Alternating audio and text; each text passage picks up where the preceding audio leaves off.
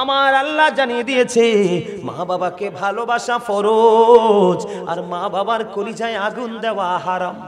ঠিক কি হারাম। আমি আপনাদেরকে একটা কৌশল শুধু বলি বন্ধু, prayer is the key to paradise. Prayer is the key to paradise. নামাজ হলো বন্ধু জান্নাতের চাবি, মিফতাহুল জান্নাতিস সালাহ। নামাজ কি? জান্নাতের চাবি। নামাজ হইল বন্ধু জান্নাতের চাবি, আর ওই জান্নাতটা হইল মায়ের পায়ের নিচে। তাহলে আপনাকে আগে জান্নাত খুঁজে বের করতে হবে কিনা? কথা বলেন না কেন? কথা বুঝে নেন। নামাজ কি? জান্নাতের চাবি। আর নামাজ হইল, আর জান্নাত হইল মায়ের পায়ের নিচে। তাহলে আপনার বুদ্ধিমানের কাজ কি আগে জান্নাত খুঁজে বের করা, ঠিক কিনা বলেন? তাহলে মা বাবাকে সন্তুষ্ট রাখতে হবে, নামাজ বন্ধু পড়তে হবে। এখানে আমি একটু প্রাণ খুলে ওয়াজ করতে চাই, কারণ এই জায়গাটা হলো আমার বোনের শ্বশুর বাড়ি। জানেননি আপনারা এটা? আমার বোন একটা আছে, ওই যে দুলাভাই বসে আছে, চিনেননি ওনাকে? হ্যাঁ চিনেন?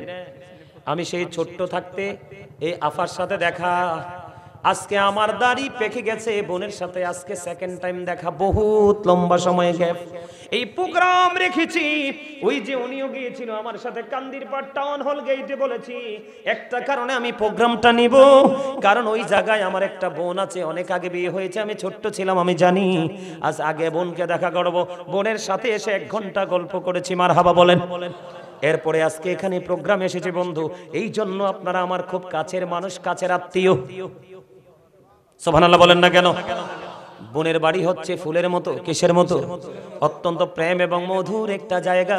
সেই সুবাদে আপনারা সবাই আমার আত্মীয়, কাছের আত্মীয়, ঠিক কিনা বলেন? আমি আপনাদেরকে শিখিয়ে যাই সেকেন্ড মিস্টেক।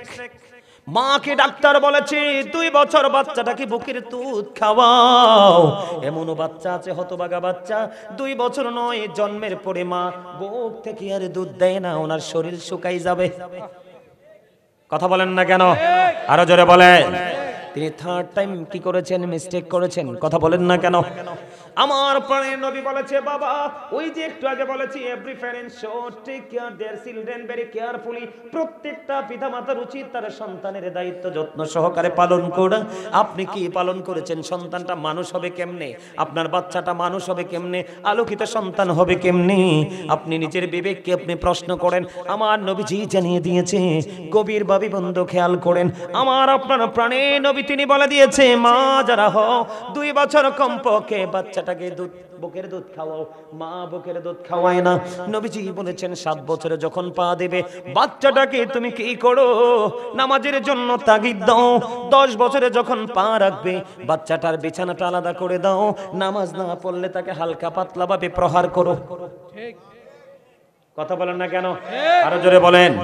4 টাইম মিস্টেক, ঠিক কিনা বলেন? বন্ধুরে আমার, এত মিস্টেক করার পর একটা মানুষ সুস্থ থাকে কেমন করে?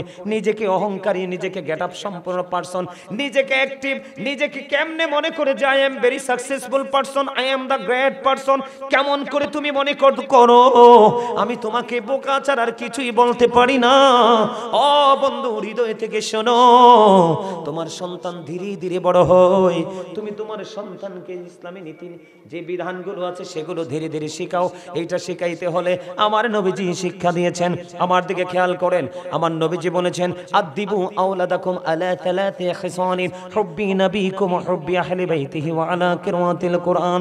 রাসূল বলেছেন, বাবা মা যারা হয়েছে তোমাদেরকে আমার নবীজি দায়িত্ব দিয়েছে। আমার নবী বলেছেন, teach the love of the prophet, teach family love, learn to recite the holy Quran. সুবহানাল্লাহ। আমার নবীজি বলেছে, ফার্স্ট টাইম নবীজি বলেছেন, হুব্বি নবীকুম teach the love of the prophet. তুমি তোমার সন্তানকে নবীর ভালোবাসা শেখাও, কারণ এই ভালোবাসা শেখানো তোমার জন্য ফরজ। কারণ নবীর প্রেম হলো ঈমান। নবীর প্রেম যার সিনায় নাই তার ঈমান নাই। পাহাড় পরিমাণ নেক আমল করলে, নামাজ পড়লে, দান সাদাকা করলে, কোনোভাবেই বন্ধু দান সাদাকা কবুল হবে না। সেকেন্ড টাইম নবীজি বলেছেন ওয়াহুব্বি আহলি বাইতিহি, নবীর পরিবারের ভালোবাসা শেখাও। আপনি তো সেটাও শেখান নাই। ওয়া আলা কিরাতিল Quran, learn to recite the holy Quran, Quran তেলাওয়াত শেখাও, সেটাও তো শেখান নাই।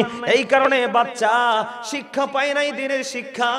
এই কারণে আপনার বাচ্চা মানুষ হয়নি। অন্যের বাচ্চা দেখে আপনি আফসোস করে লাভ নাই। আপনাদের এলাকার মহিলাদেরকে বলবেন, আগামীকালকে আমার যে বোন আছে ওই বাড়িতে, কোন বাড়িতে? পোদ্দার বাড়িতে আমার বোন আছে, মহিলাদেরকে পাঠাবেন আমার বোন থেকে আমার মা সম্পর্কে জানার জন্য। এখনো পর্যন্ত বন্ধু কড়াকড়ি শাসন করে, আর আমিও আমার মার শাসনটাকে যত্ন সহকারে গ্রহণ করি। আমি মনে করি আমার জীবনের সবচেয়ে বড় উপদেশটা হলো আমার গর্ভধারিণী মা। ঠিক কিনা বলে? কেন জানেন? আমার জীবনে বন্ধু আমার মনে হয় না আমার মতো ডেক মনে হয় যে কোনো মেয়েও মাঝে নাই মার সাথে। আমার মতো মনে হয় কোন মেয়েও মার কাপড় ধোয় নাই। আমার মতো মনে হয় পৃথিবীর কোন সন্তান মাকে ভাত তরকারি রান্না করে অসুস্থ হলে খাওয়াই নাই। এমন কোন কাজ নাই। যেমনি পড়াশোনা তেমনি মাকে পারিবারিকভাবে সাহায্য করেছি বন্ধু। তার কারণ হলো ওই সময় করেছি, আজকে নিজেকে স্যাটিসফাই মনে করতে পারি বলে। কেন হুজুর? যখন বড় হতে লাগলাম, কোরআন হাদিস জানতে শিখলাম, তখন হঠাৎ করে পিতামাতার অধ্যায়ে যখন ঢুকলাম, হঠাৎ করে নজর দিয়ে চাইয়া দেখলাম আমার নবীকে একজন প্রশ্ন করে, নবী গো, পৃথিবীর বুকে আমার কাছ থেকে সবচেয়ে ভালো আচরণ পাওয়ার হক কার বেশি? আমার নবী বললেন, ক্বালা উম্মুকা ইউর মাদার, তোমার মা। আমার নবীকে বললেন, ক্বালা সুম্মা মান ইয়া রাসূলুল্লাহ, নেক্সট টাইম কে? আমার নবী বললেন, ক্বালা উম্মুকা ইউর মাদার, তোমার মা। সুবহানাল্লাহ। আমার নবীকে আবার প্রশ্ন করা হলো, ক্বালা সুম্মা মান ইয়া রাসূলুল্লাহ, ইয়া হাবিবাল্লাহ, নবী গো, নেক্সট টাইম কে? ক্বালা সুম্মা মান। রাসূলকে বললেন, রাসূল বললেন, ক্বালা উম্মুকা ইউর মাদার, তোমার মা। আবার প্রশ্ন করা হলো, ক্বালা সুম্মা মান, নেক্সট টাইম কে? আমার নবীজি একটা ডাক দিয়ে বললেন, ক্বালা আবুকা ইউর ফাদার। জোরে জোরে কন্যা মারহাবা। তাহলে আমি কাজ করে ধন্য না? কথা বলেন না কেন? পৃথিবীতে যত বড় সন্তান, যত বড় দামি সন্তান পৃথিবীতে হয়েছে, তার কাছে গেলে বলবেন যে আপনি এত বড় হলেন কেমন করে?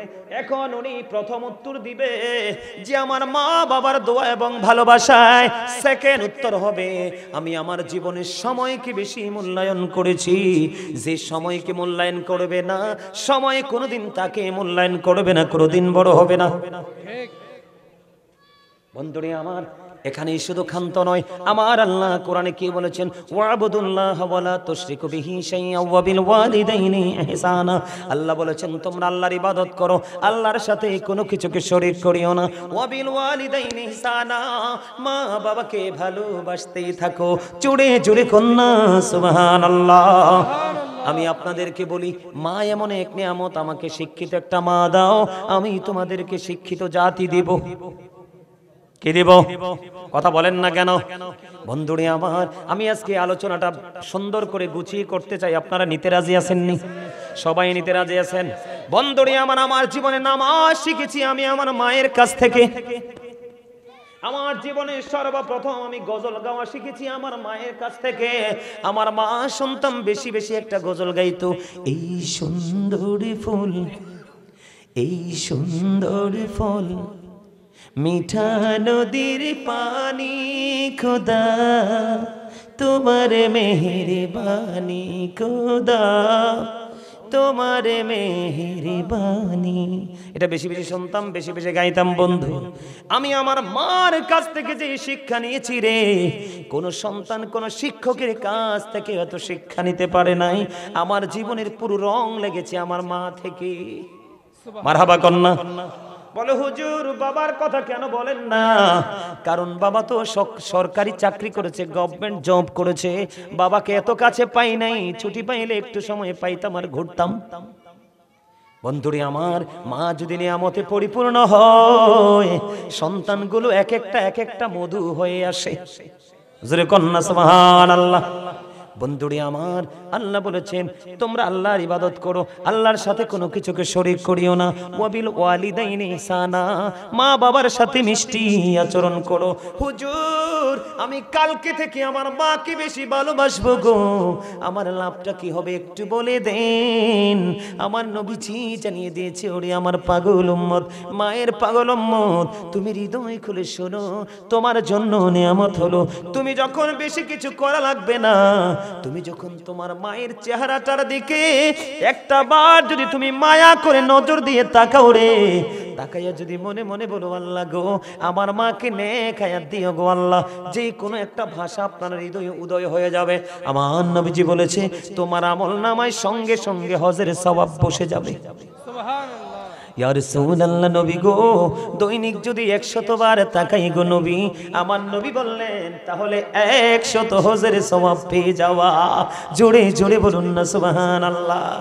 ওরে সাতবাড়িয়ার যুবক কেমন করে বসে রইলি রে ঘোড়ে, আজকের এই জান্নাতের বাগান ছেড়ে কেমন করে বসে রইলি ঘোড়ে, একটা বারো কি হৃদয়ে কম্পন আসে না যে আসার যদিও সিরিয়াল আছে যাওয়ার তো সিরিয়াল নাই।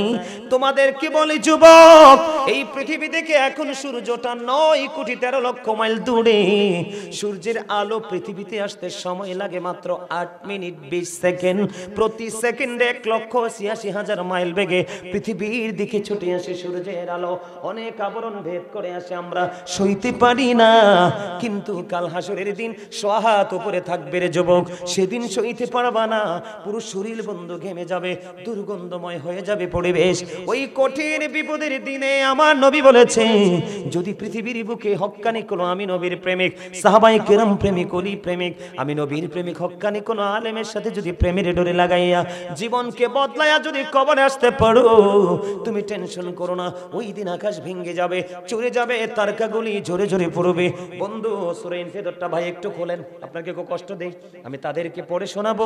30 পারা সূরা ইনফিতরটা খুলে দেখেন, শুরুতে আমি একটু বড় বন্ধু শোনাবো আপনাদেরকে।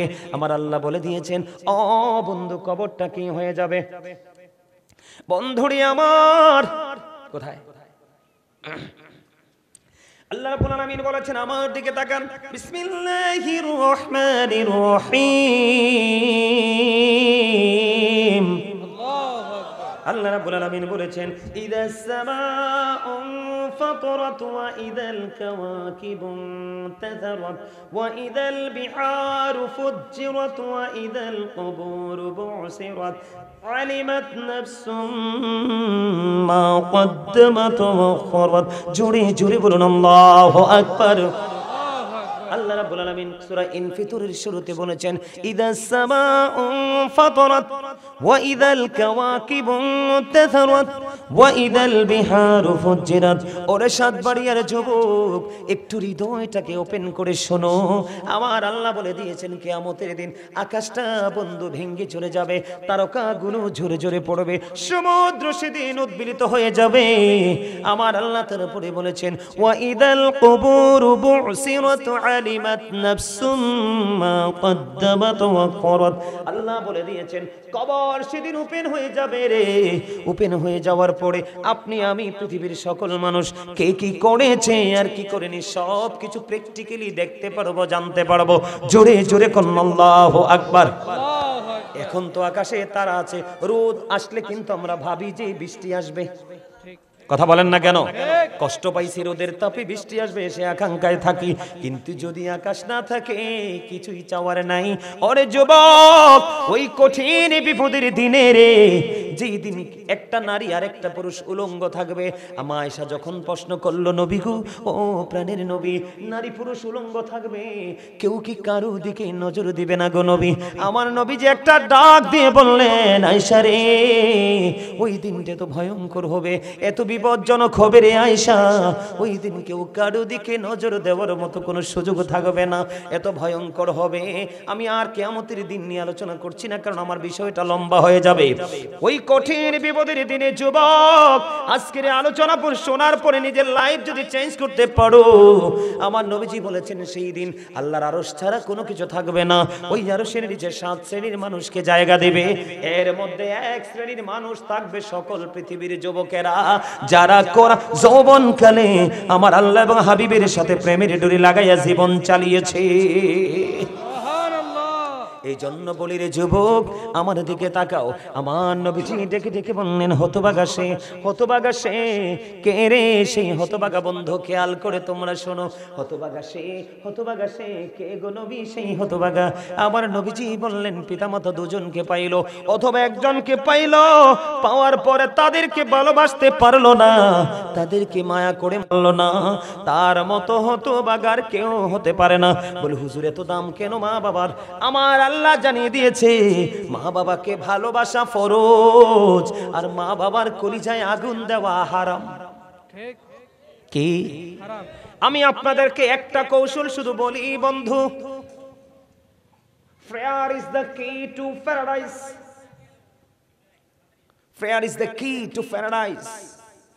নামাজ হলো বন্ধু জান্নাতের চাবি, মিফতাহুল জান্নাতিস সালাহ। নামাজ কি? জান্নাতের চাবি। নামাজ হইল বন্ধু জান্নাতের চাবি। আর ওই জান্নাতটা হইল মায়ের পায়ের নিচে। তাহলে আপনাকে আগে জান্নাত খুঁজে বের করতে হবে কিনা? কথা বলেন না কেন? কথা বুঝে নেন। নামাজ কি? জান্নাতের চাবি। আর নামাজ হইল, আর জান্নাত হইল মায়ের পায়ের নিচে। তাহলে আপনার বুদ্ধিমানের কাজ কি আগে জান্নাত খুঁজে বের করা, ঠিক কিনা বলেন? তাহলে মা বাবাকে সন্তুষ্ট রাখতে হবে, নামাজ বন্ধু পড়তে হবে। জোরে জোরে কন্যা সুবহানাল্লাহ, আরো জোরে বলুন না সুবহানাল্লাহ। আমি আপনাদেরকে একটা মজার একটা হাদিস শোনাবো, হৃদয় দিয়ে শুনবেন। রাজিনী? শুনতে রাজিনী? বন্ধুরে আমার, আমার দিকে তাকান। সাকার লাইলছে মুরব্বীদেরকে দিবেন, দেন দেন। যারা মুরব্বীর একটু ক্লান্ত তাদেরকে দেন। হ্যাঁ, আমার দিকে তাকানো বন্ধু। আমি কি বলি? নবীজি 3 বার শব্দটা ইউজ করছে। কয়বার?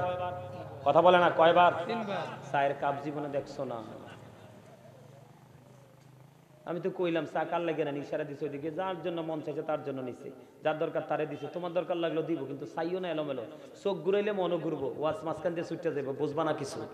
কথা বলেন না কেন? আরো জোরে। এই বিষয়টা একটু ওয়াজ করা দরকার না? আপনাদের একটু ওয়াজটা দরকার আছে কিনা? আপনাদেরকে একটু জানানোর দরকার না? আমার দিকে তাকানো বন্ধু, দেখেন মা এবং বাবা, বাবার মর্যাদা কত। এখনকার ছেলেরা বাবারে বুড়া হইলে বোঝা মনে করে দুষ্ট বউ তো ঘরে। কথা কয় না কেন? ঠিক। দুষ্ট বউ ঘরে। এই দুষ্ট বউ নিয়ে আলোচনা করব। ধৈর্য ধরে থাকবেন না চলে যাবেন? সবাই থাকবেন? আলহামদুলিল্লাহ বলেন। আলহামদুলিল্লাহ। বন্ধুরি আমার, এক ব্যক্তি আমার নবীজিকে এসে বলে, ইয়া রাসূলুল্লাহ, ইয়া হাবিবাল্লাহ, নবী গো, ও প্রাণের নবী, আমার বাবা তো আমার উপার্জিত ধন সম্পদ, তার মানে টাকা পয়সা নিজের মতো খরচ করতে চায় গো নবী। কে করতে চায়? নিজের মতো। মানে সন্তান নবীজির কাছে গেছে বিচার নিয়ে, কি নিয়ে? নবী গো, আমার বাবা আমার উপার্জিত অর্থ নিজের মতো করে খরচ করতে চায়, ফয়সালা চাই গো নবী। আমার নবীজি আবার ডাক দিয়ে বলে দিলেন, শুধু তোমার উপার্জিত টাকা নয়, তুমি নিজেও তোমার বাবার সম্পদ। শুধু টাকা না, বাবা যেমনি মন চায় এমনি তোমাকেও কাজে লাগাতে পারবে, তুমি না করতে পারবা না। তার কারণ হলো, যেই সন্তানের প্রতি বাবা অবাধ্য, সেই সন্তানের প্রতি আমার আল্লাহ অবাধ্য। তাইলে বাবা মার অবাধ্য সন্তানের উপায় আসেনি। কথা বলেন, উপায় আসেনি? উপায় নাই, উপায় নাই বন্ধু। আমার দিকে তাকান। বাবা মাকে কেমন করে সম্মান করতে হবে বন্ধু।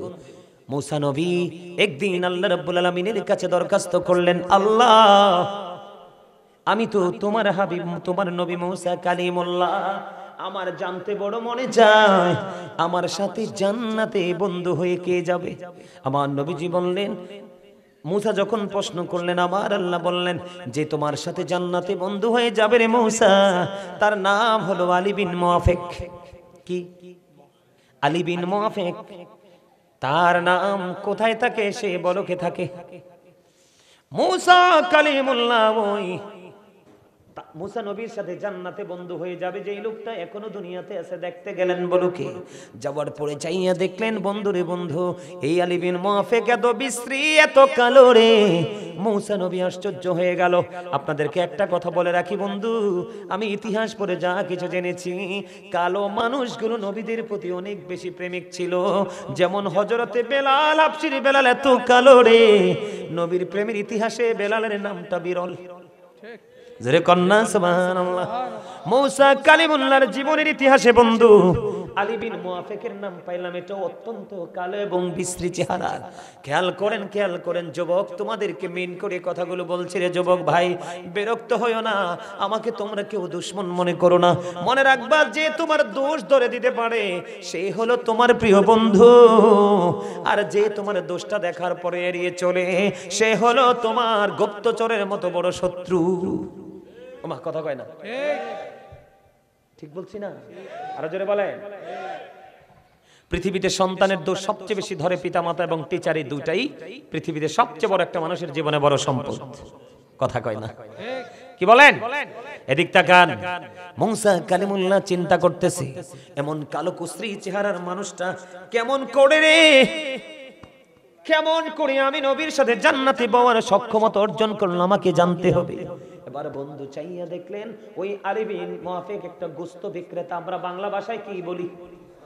কসাই। বন্ধু, মূসা নবী দেখতেছেন তার দৃশ্য, গোশত বিক্রি করতেছে, কিন্তু পশু থেকে উত্তম যে ভালো গোশতটা মায়ের জন্য প্যাকেট করে রেখে দিছে। এবার মূসা নবী পুরো দৃশ্যটা দেখলেন, গোশত বিক্রি করতে করতে শেষ হয়ে গেল। এবার ওই আলী বিন মুআফিক তার বাড়ির দিকে রওনা দিল। এবার মূসা নবী তার সঙ্গে সঙ্গে রওনা দিল। যাইতে বন্ধু বাড়ি চলে গেল।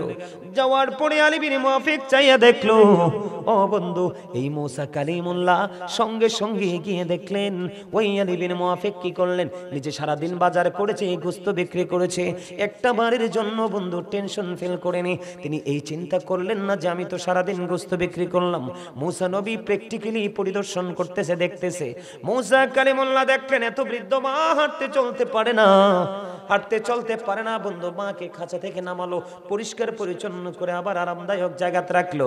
রাখার পরে রুটি বানালেন, গোশত রান্না করলেন, মাকে খাওয়ালেন, তৃপ্তি সহকারে মা যতটুকু গিয়েছে খাইয়ে দিলেন।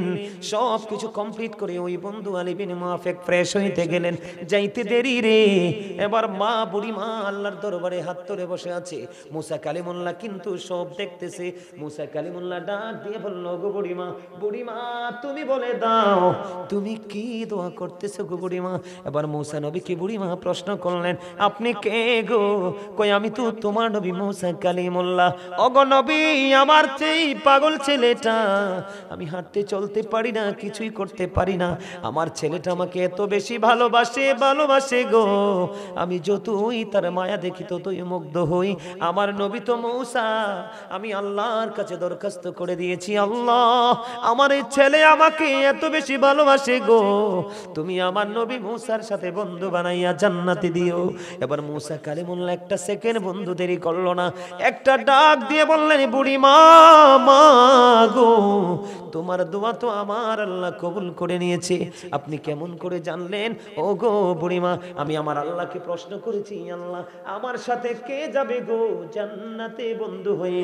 আমি আল্লাহ আমাকে খবর দিয়েছে আপনার ছেলে আলী বিন মুআফিক। নারে তাকবীর, নারে রিসালাত, নারে গাউসিয়া, আহলে সুন্নাত ওয়াল জামাত, হযরত মাওলানা গাজী সুলাইমান আল কাদরি সাহেব। জোরে বলতে পারেন না মারহাবাটা? আরো জোরে বলেন না মারহাবা, আরো জোরে বলেন মারহাবা। এইটা গেল বন্ধু আরেকটা নিয়ামত।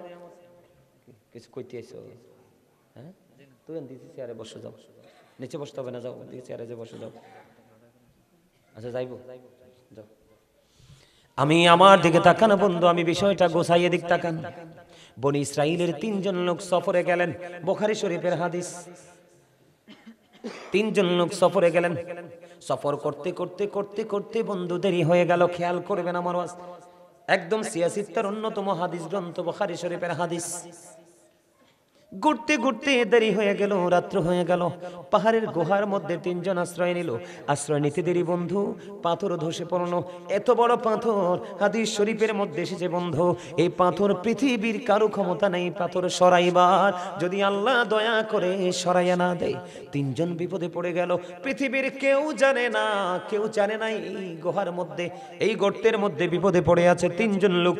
আবার 3 জন চিন্তা করলো, কেমন করে বের হব? আমার মালিকের দয়া ছাড়া তো কোনো উপায় নাই। কে নাই? মালিকের দয়া ছাড়া কোনো উপায় নাই। এই বন্ধু চিন্তা করতে করতে তিনজনের মধ্যে পরামর্শ হলো। তিনজন বলতেছে যে আমাদের আপন আপন আমল দিয়ে আল্লাহর কাছে উসিলা হিসেবে দোয়া চাইবো। একটু আগে উসিলার কথা বলছিলাম কিনা, মনে রাখছেননি? দেখেন কোরআনের সাথে হাদিসের কি মিল, দেখেন আল্লাহর সাথে আল্লাহর হাবিবের কি মিল বন্ধু। এবার তিনজন মিলে চিন্তা করলেন, জীবনে যে আমল করেছি সে আমলের উসিলা দিয়ে আল্লাহর কাছে দরখাস্ত দেব। আমার মনে হয় আমার আল্লাহ কোনো না কোনো আমলের উসিলায় দোয়া করবে। এবার প্রথম লোক যিনি, তিনি ওনার জীবনের প্রেমটা হলো মা বাবার প্রতি ভালোবাসা। সুবহানাল্লাহ বলেন না? ও বন্ধু, প্রথম যিনি রে, উনি ছিলেন একজন কাঠুরিয়া। হাদিস শরীফের মধ্যে এসেছে বন্ধু, তিনি কাঠ কাটতে চলে যাইতেন। কাঠ কেটে কেটে বন্ধু পাহাড় থেকে এনে তিনি বিক্রি করে জীবিকা উপার্জন করতেন। একদিন বন্ধু ওনার ঘরে একটা দুধের প্রাণী ছিল, কিন্তু ইনি কাঠ কাটতে কাটতে বন্ধু জঙ্গলে দেরি হয়ে গেল।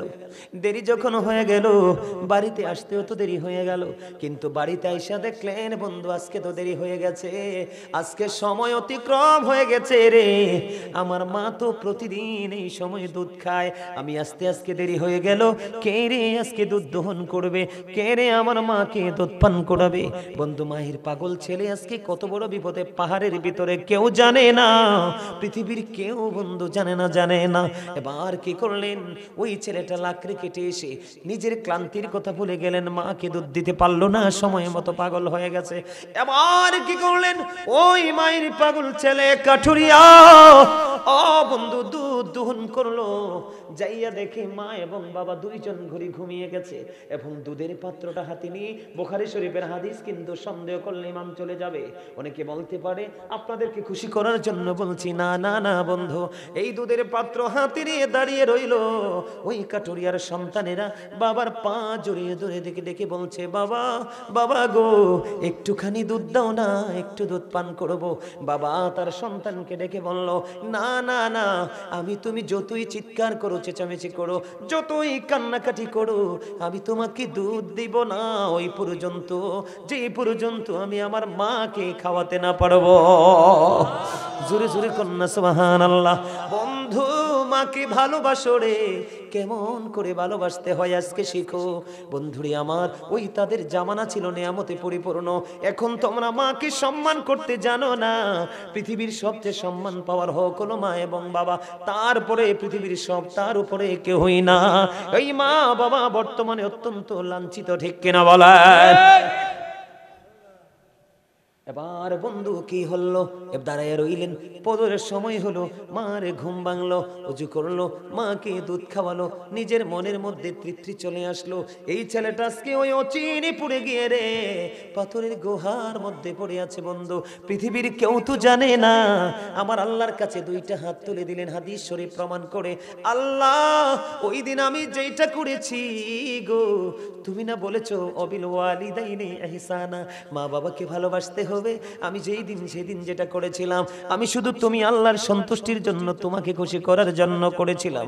ওই দিনের আমল যদি তুমি কবুল করে থাকো গো, আজকে এই পাথরের বিপদ থেকে আমাদেরকে বাঁচাও। বন্ধু দোয়া শেষ হইতে দেরি রে, চাইয়া দেখলেন আল্লাহর কুদরতি ভাবে পাথরটা একটুখানি সরে গেছে। জোরে জোরে কন্যা সুবহানাল্লাহ। বন্ধুরে আমার, আরো বাকি আছে কয়জন? দুইজন। দ্বিতীয় জন, সেকেন্ড টাইম যিনি আল্লাহর কাছে দরখাস্ত দিয়েছেন। যুবক তোমরা শোনো, তোমরা রাস্তার পাশে কোনো সুন্দরী মেয়ে দেখলে পুলের গোড়ায় দাঁড়িয়ে ফ্রিজিং করো, তিন রাস্তার মোড়ে দাঁড়িয়ে ফ্রিজিং করো। যদি কোনো গরিবের মেয়ে অপূর্ব সুন্দরী হয়, তার ভয়ের কোনো শেষ নাই এই নষ্ট সমাজে। কথা বলেন না কেন? এটার জন্য দায়ী বন্ধু পিতামাতা এবং তার ক্যারেক্টারলেস সন্তান। কথা বলেন না কেন? দ্বিতীয় জনের চরিত্র দেখেন। দ্বিতীয় জন এমন ছিল, সে তার এক চাচাতো বোনকে ভালোবাসতো, কিন্তু হাজার চেষ্টা করেও তাকে আপন করে পায় না। হাদিস শরীফের মধ্যে সে যে পায় না। সর্বশেষে যখন তৎকালীন সময় একটা সময় বন্ধু দুর্ভিক্ষ শুরু হয়ে গেল। দুর্ভিক্ষ যখন শুরু হয়ে গেল, ওই মেয়েটার বাবা মা ছিল না কাছে। মেয়েটাকে 200 দিরহাম দিলে, কত দিরহাম? 200 দিরহাম দিলেন। ওই ছেলেটা মেয়েটাকে 200 দিরহাম দিলেন। 200 দিরহাম দিয়ে বললেন, আমি তোমার আমার মনের খায়েশ আমি মিটাইতে চাই। খেয়াল করবেন বিষয়টা, কি করতে চাই?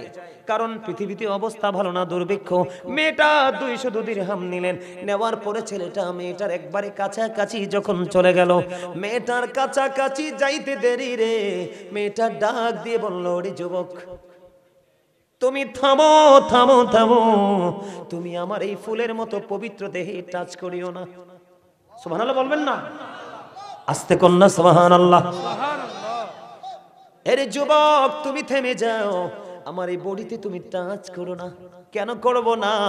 কয় তার কারণ হলো, আমার তো একদিন বিয়ে হবে, আমার জন্য আল্লাহ আমার স্বামী বরাদ্দ করে রেখেছে, আমি আমার এই সতীত্ব, আমি আমার ইজ্জত আমার স্বামীর জন্য মজুদ করে রাখবো। যিনি আমাকে 3 কথা বলে বউ করে ঘরে নিবে রে, আমি তাকে শুধু উজাড় করে আমার ভালোবাসা দিব। আল্লাহর দোহাই, তুমি আমাকে টাচ করো না। ও বন্ধু, মেয়েটা যখন আপত্তি করলো, ছেলেটা ঠিক যেই জায়গায় ছিল এই জায়গাটা একটু দূর থেকে বন্ধু ছেলেটা সরে আসলো। ও বন্ধু, আজকে এই ছেলেটা ওই পাহাড়ের ভিতরে জঘন্য বিপদে, পৃথিবীর কেউ তো জানে না।